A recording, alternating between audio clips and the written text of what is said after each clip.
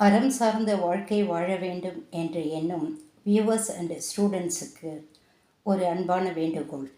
நமது சேனலை அடுத்த கட்டத்திற்கு நகர்த்த உங்களின் சப்ஸ்கிரிப்ஷன் இன்றியமையாததாக இருக்கிறது. எனவே சேனலை தொடரும் அனைவரும் சப்ஸ்கிரிப்ஷன் செய்து ஆதரவு தரவும். நன்றி.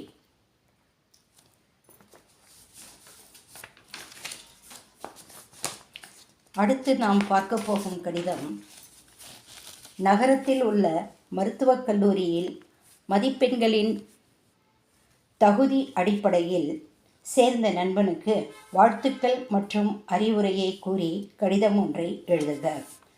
கா. ரஹீம், 25, நாடார் காலனி, நஞ்சுண்டாபுரம், கோவை 780043, 15/7/2024. அன்புள்ள ராகவனுக்கு உனது ஆருயிர் நண்பன் ரஹீம் எழுதும் கடிதம். நீ +2 தேர்வில் மாநிலத்தில் முதலிடமும் நீட் தேர்வில் முழு மதிப்பெண்களை பெற்றதை எண்ணும் பொழுது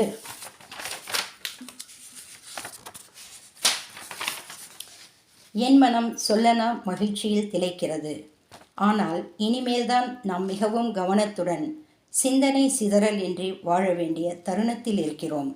நம் போன்ற மாணவர்களுக்கு கல்லூரி படிப்பு என்பது பொற்காலம்.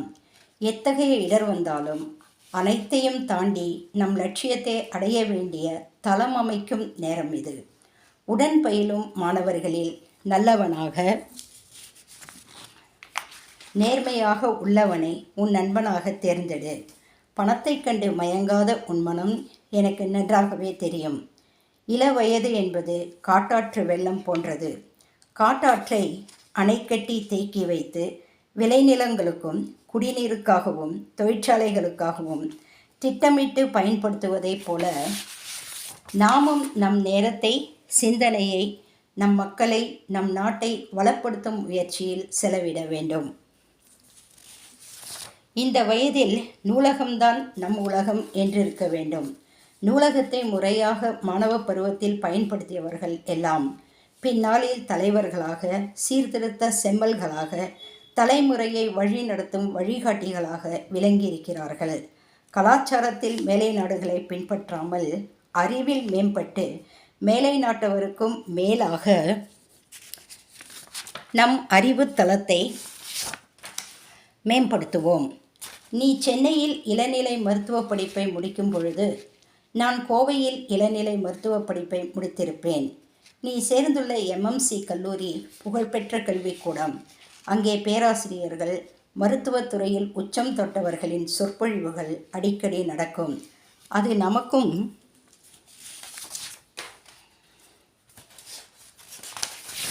உந்து சக்தியாக இருக்கும்.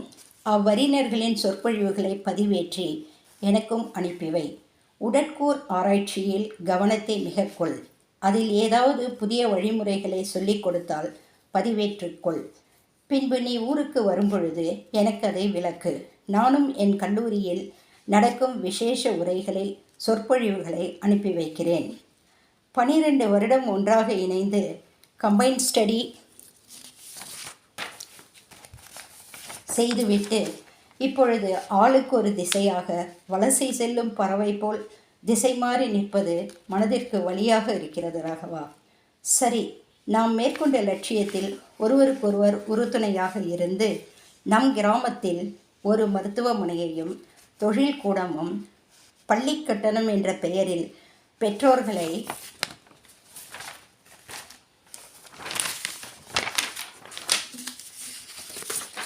கடனாளியாக மாற்றாத ஒரு பள்ளிக்கூடத்தை கட்டுவோம்.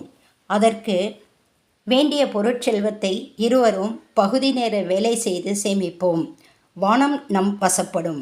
இறைவன் நம் நல்லெண்ணத்திற்காக வழிவகுப்பான்.